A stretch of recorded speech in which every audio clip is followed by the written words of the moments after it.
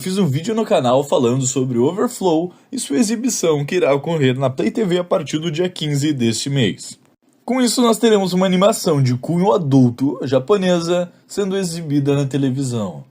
Mas, para isso, eu decidi investigar. Será que esse é o primeiro anime desse tipo a ser exibido na televisão? Bom, eu descobri que não. E é disso que a gente vai falar no vídeo de hoje. Bom, ao investigar a gente descobre que são 3 produções desse cunho que foram dubladas em nosso país. A começar pela mais recente e que está na boca do povo, Overflow. Bom, Overflow conta a história do nosso querido Kazushi Sudo e suas irmãs que ainda bem não são de sangue, Ayane e Kotone Shirakawa.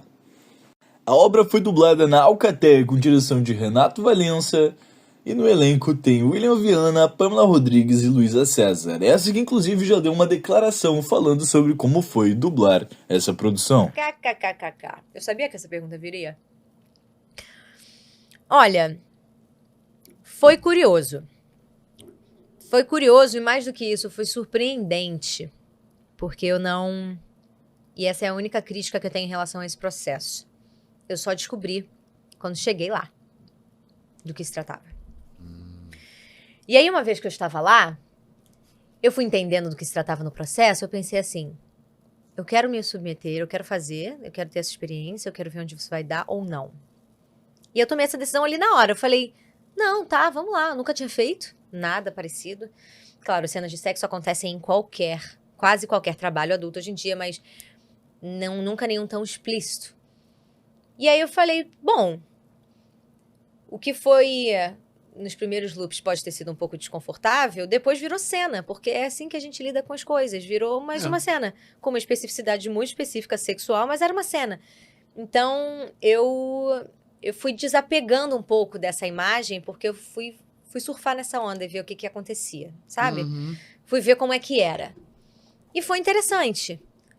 A única coisa que me bateu em relação a isso, de uma forma... Eu também não dei uma olhada muito grande nos comentários. De vez em quando vinha pessoas com comentários um pouco desrespeitosos no meu Instagram e eu simplesmente ignorava, porque eu sabia que não era... E tinha gente defendendo, isso era muito legal. De vez em quando vinha uma pessoa falando um comentário, sei lá, aleatório, que eu não preciso abrir aqui, dispositivo, sexual, e a outra pessoa falando assim, ô garoto, mas a pessoa, ela tava só fazendo uma personagem, tava fazendo muito bem, é só uma cena. E aí eu falava, pô, yes! As pessoas certas estão aqui nessa rede também, entendendo do que se trata.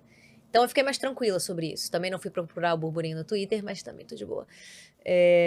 Mas a única questão foi essa. Eu acho que o que eu mudaria desse processo é ter sido avisada antes, para poder tomar essa decisão sem o calor do momento.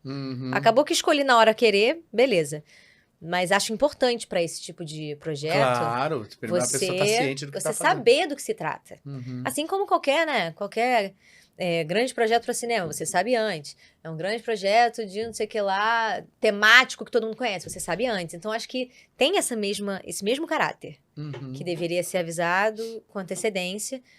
Mas em relação ao estúdio, a como as coisas funcionaram, foi bem tranquilo.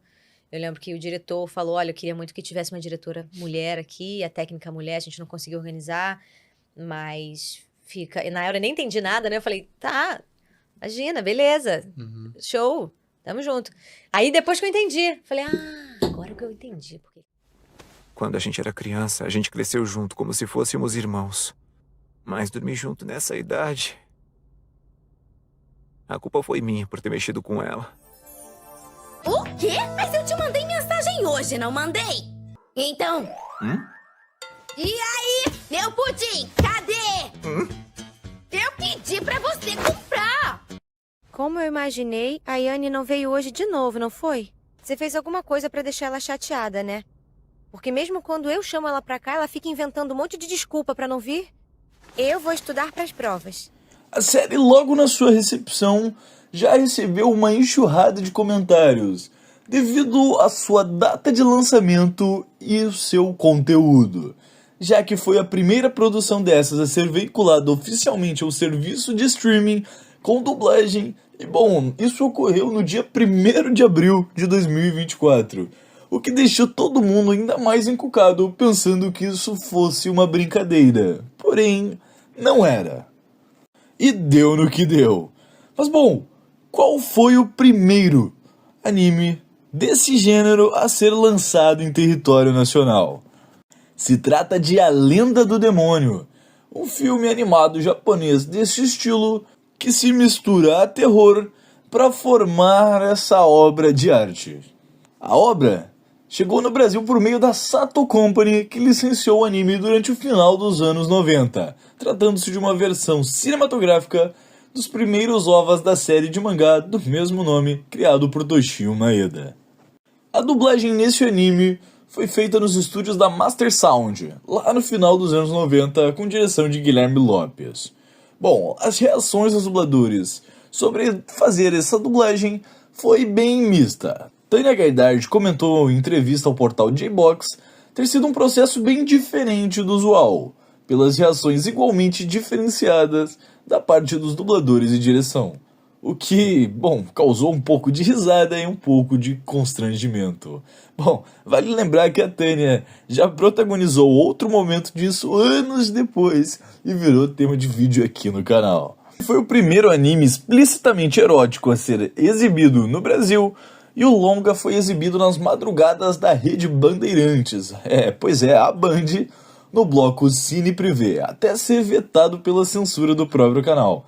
O anime foi comprado num bloco junto com o filme de Akira para ser exibido neste mesmo programa. Ou seja, tivemos esse tipo de produção sendo exibida até mesmo na rede aberta de televisão. Mas bom, qual é a terceira produção desse tipo a ser dublada em território nacional? Bom, se trata da minissérie Immortal Sisters. Essa minissérie foi lançada em formato de OVA no Japão e foi baseado numa série de jogos de videogames do gênero eroge, produzidos inicialmente para computador lá no Japão. A série teve sua dublagem feita na Alamo em meados de 2006 e seria exibido no bloco Lollipop do extinto canal Animax em 2007. Porém, possivelmente por seu conteúdo ser impróprio até para os padrões do canal, ela acabou sendo vetada e nunca viu a luz do dia. Naquela época, a direção era de Rodrigo Andreato e contava com seu elenco tendo Letícia Quinto, Raquel Marinho e Thiago Keppelmeier. A série se junta a outras como Dankuga Nova, Gallery Fake e a segunda temporada de Hellgirl, sendo as dublagens que a Alamo produziu pro Animax, mas que nunca foram exibidas.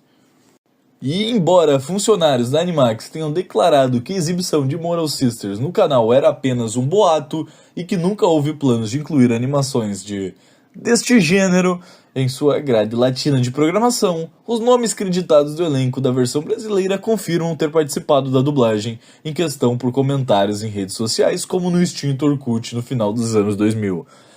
Além disso, há registros em sites como Anime News Networks que reforçam que o anime foi de fato dublado e que viria a ser exibido, mas por questões de força maior ou de bom senso da comunidade, nunca chegaram a ver a luz do dia.